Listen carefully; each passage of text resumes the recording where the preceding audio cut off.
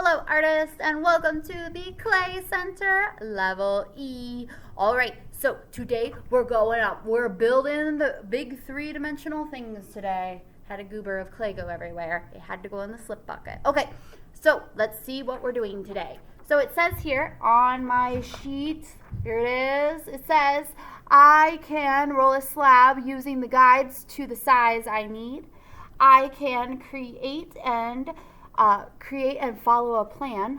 I can add clay to create a 3D form. I can create strong patterns. And then I can correctly and safely use a needle tool. And lastly, I can slip and score slabs together. All right, that sounds like a lot, but it's so much fun. All right, so first thing I've done here is I was in my sketchbook earlier. I went ahead, circled sculpture level E. I got my name up at the top. And look, I have my box. I have made a cube. I have drawn out my cube, a three-dimensional cube.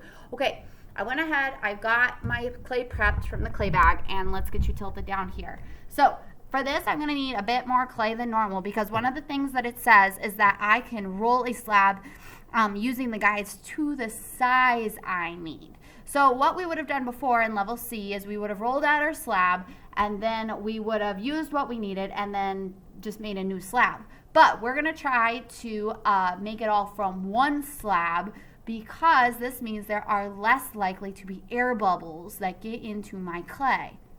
So what I'm going to need is I need my guides here. I'm going to get out my rolling pin and look at how tall this is. It's going to be forever. I will be here forever rolling this out if I don't get it a head start. So I'm going to give you a little trick here. When I start this, I am going to start by pounding out a little bit of my clay in the direction I want it. So if I want my clay to be longer, then I'm going to get it kind of pounded out in a longer shape of sorts. I'm going to flip it over and I'm going to pound it out just a bit more. Maybe I want it a little wider. I'm going to kind of control where my pounding's going, so I'm pounding with a purpose. I have a purpose. All right, when it's about half as thick as your guide, so I'm looking here and it looks to be about half as thick, now I can start to use my rolling pin. Now it won't take me so long. Also, if I start rolling out this with the sides of my rolling pin, I'm not going to get enough pressure. I will be here forever. So get your hands on top of that rolling pin and roll it out using your whole body, your whole arms and your shoulders, not just this little dinky muscle here. You got all these muscles up here that you can use to roll this out. As a reminder, a little bit of review here. If I'm rolling this out, remember I want to get it flipped around as well. If I need it to be a little wider, then I would roll it out the other way, but I don't want it to be wide. I want it to be long. Okay, maybe I do want it to be just a little wide. There we go. All right. What I need to remember from last time is, from level C, is that I can roll it out till it matches, till it flows freely over the guides, and I don't have any resistance from the guides. So when I can just kind of roll it back and forth and it just kind of rolls freely over my slab, doesn't get stuck anywhere, then I know it's completely rolled out to the correct size. All right, now let's talk about this needle tool here. This needle tool has a bit of a point at the top here. Ooh, I'm trying to put my elbow in my clay. Good thing I don't need that part. And this needle tool has a little bit of a point to it, so I will need to be safe with it when I use it. And I will want to, this is a really great way to get clean cutting lines. So when I go to cut this for my cube, I know I need 6 sides to my cube, or rather in this case, I don't want a top on it, so I want 5 sides on it. And what I'm going to do is I'm going to go ahead and cut out a square as best I can. And notice how when I'm using this tool, I am on the side. I'm at a diagonal. I'm not just putting it straight up and down and going across, because listen, this will break the tool. If I'm doing this and cutting it this way, it will bend and break my tool. So I want to make sure I'm using this correctly by putting it on its side. I don't need very much pressure. The clay is pretty soft and wet, and it's pretty nice. So I do not need very much pressure. Then I'm going to go ahead and take off all these sides here, get this all nice and cleaned up. and then get this into a ball over to the side. Okay, now I need 5 sides. This is probably going to cut into 6 sides like a normal cube. So I'm going to just divide this in half, and then I'm going to try my best to kind of figure out how big these squares should be. So I'm thinking maybe one there and maybe one there. Okay, so then I'm going to go ahead and cut those. If I need to recut them because it didn't go all the way through, then I should do that. I can take this time to do that. And then I can go ahead and lift it off my area. Uh-oh, you know what Mrs. Nichols forgot? I was going to show you these really cool textures, because that's one of the things that it said that I could do, was that I could create strong textures. So I'm just going to quickly show you. In this bucket here, I've got all these wonderful textures, and I'm going to pick out a texture that I like. And then what I can do, before I would cut this, I would go ahead and I would put it on there, and I could roll it over with my rolling pin a little bit. In this case for today, I'm just going to press it in to here. I'm going to press it in to my little clay slabs that I'm doing.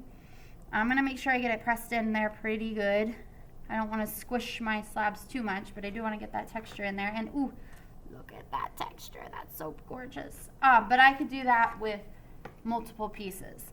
Okay, so because my texture is on the outside of my pieces, let me just go ahead and do this real fast because I really like this texture.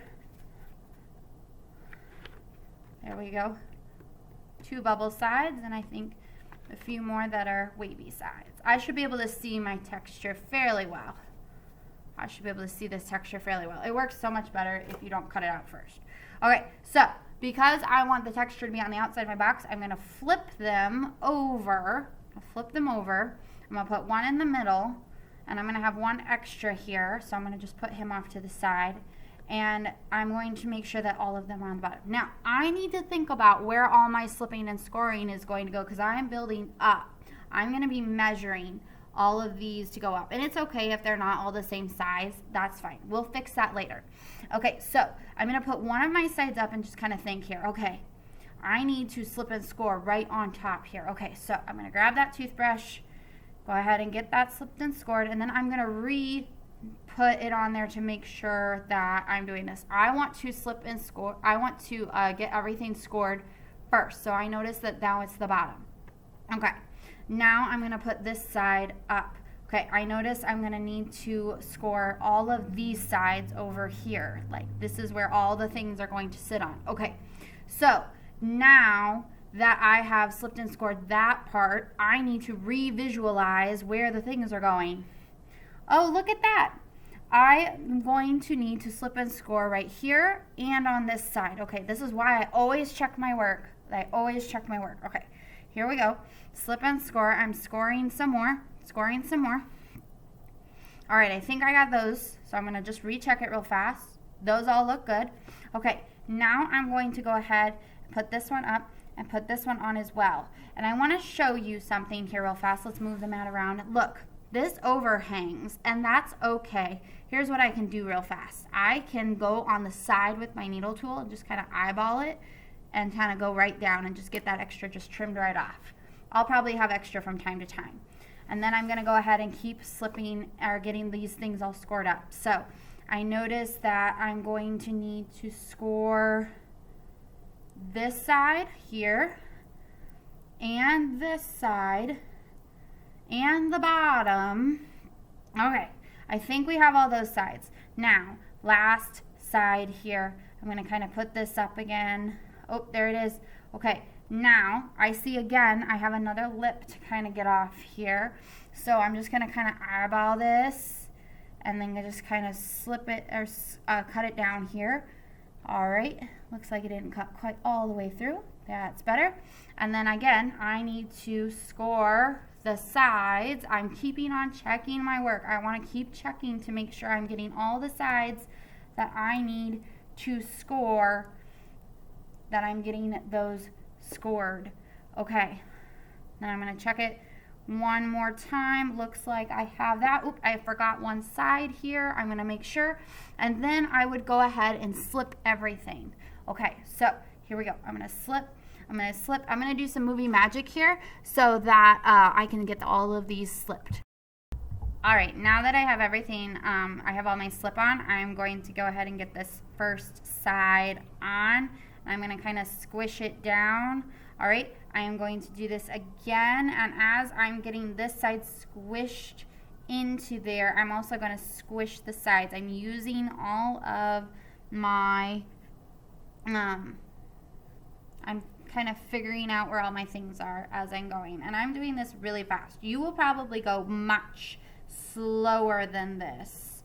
You will go much slower, and you might need to try this multiple times, and that's okay. That's okay. All right, last one to go in here. All right, now you're gonna notice that the sides of my box are not the same. Like, they are not completely the same. Now, I can tell you for now, like, if I were to cut this, I would be cutting and cutting, and I would keep on cutting. It would take a really long time. So what I'm going to do instead is I want to flip it on its side. Okay, it's going to hold its shape, and then look, I can cut straight down and get that off. I can cut down and on its side. This is how I'm going to be safe with the needle tool. All right, now I have my box. I would go ahead and get my name and class code on the bottom, and I would test it to make sure all my sides were stuck together. Happy creating!